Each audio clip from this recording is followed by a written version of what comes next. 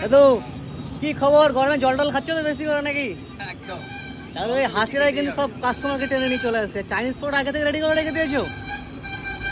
আর শালপাতার উপর দেখতে পাচ্ছ চাইনিজ পরোটা, আর এই যে সুপার ফাস্ট চলে যাচ্ছে একদম অপোজিটে কিন্তু এই যে দোকানের নামটাই আমার অ্যাকচুয়ালি মনে পড়ছে না এখন কি, সেবা রেস্টুরেন্ট, তো সেবা রেস্টুরেন্ট। আর সেম আইটেম পাওয়া যাচ্ছে প্রায় 5-6 মাস পর কিন্তু ব্যাক করে নিয়েছি।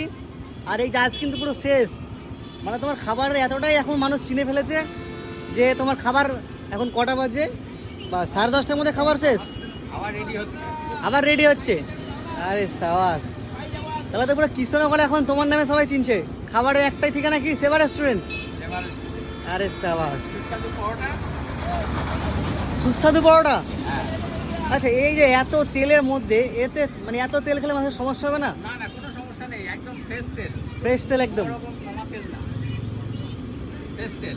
ফ্রেশ তেল।